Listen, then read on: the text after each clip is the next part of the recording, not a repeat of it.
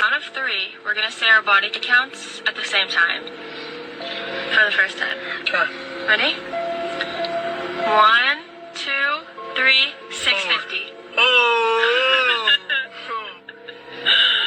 You're joking, right? No. You're joking. Yours is not 4. Come on. You're joking, right? I mean, it's like 6 something, like 612, but I stopped counting. What? You're fucking joking. I stopped counting. So what are you talking about? 650's crazy. I'm not gonna be with anyone since we're together. Oh my, dude, screw that. You've been with the whole freaking city, dude. Dude, no, I haven't. Dude, why are you mad? I don't know if I'm attracted to you at this current moment, nor will I be in That's the actually future. rude. Okay, well, you lied. That's rude. You told me it was 3. Why women's body count matters biologically. I'm a neuroscientist. Let me explain. Studies show that women absorb and retain the DNA of every man they've been with via sperm. This foreign DNA has been found in the brain, organs, and reproductive system, but nobody talks about the consequences. And that DNA isn't just stored, it's used in creating future children. A woman's past men leave a permanent biological imprint. Ever wonder why some kids resemble an ex more than their father? This is usually why. While the father provides most of the DNA, genetic material from past men is also used. And it's not just looks. Physical and mental disorders can be passed down as well. The more men a woman has been with, the higher the risk of negative mutations in her future children. So ladies, your past doesn't disappear.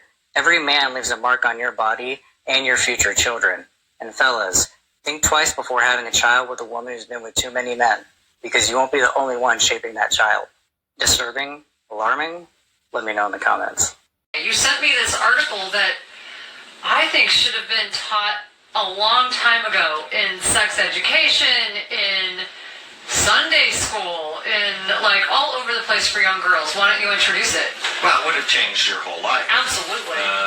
Would have changed many girls' lives, yes. So, a friend of mine sent me a link to an article that's titled Women Absorb and Retain DNA from Every Man They Have Sex With.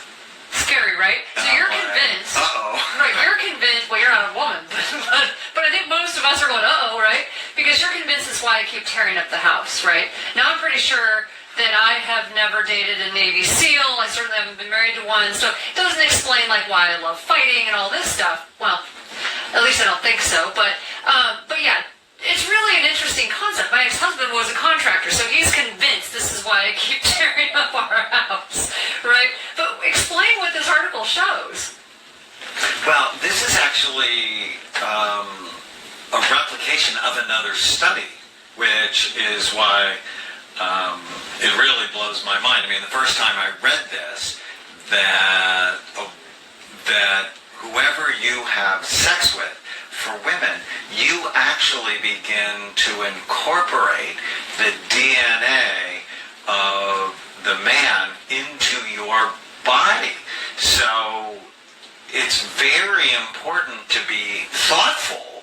I mean, you should be anyways, of who you have sex with. You should be thoughtful. For many and now this is saying, wow, if I have sex with someone who's abusive, with someone who's erratic, with that it may actually have an impact on the females, because, and it's different than males, because females get a guy's sperm, and where women retain their own eggs. So women are not getting their DNA, if you will, to men, but men are giving their genetic material to women.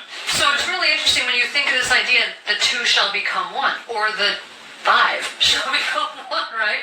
So it's really kind of a scary concept, right? In Mamma Mia, the movie, right? Mamma Mia. She said, no, I don't think it was 100. Right, so let's hope it's not 100. But in sex education, when they teach this idea that you're sleeping, when you sleep with someone, you're sleeping with everyone they've slept with, what they're referring to is STDs, right? But it really has a far more reaching impact than that. So I just think this is so interesting. And I think if young girls really understood this, because modern society has thrown these values out the window because they think of them as old-fashioned values. And it's like, I get to think like a guy. I get to do whatever men do, right? And it's become sort of just old-fashioned thinking as opposed to scientifically and even morally, and even like why you should protect your body against, it's a scientific reason that supports all of the things we've been taught growing up for many years. And I think if we really approached it from not just the morals, right, not just the values, but we added the science to it, I think women would think about this completely differently. Well, I sent it to a number of my friends who are females, and they're like, whoa, I have to share this with my sister. Right. And it got shared a lot. it got shared a lot. But if you think about it, whoever you allow in your body, you are getting their energy. Right. And so energy psychology has been around for... Right, even Native American Indians. For centuries. Right. Longer, probably. And it just, who you hang out with really does matter. Right. Who you become intimate with really does matter. And they actually found, there's a term for it, chimerism, which are particles of DNA that they found in the women's brains. So it just wasn't in their body, it was in the inner sanctum, if you will, into the part of you that makes you who you really are, which is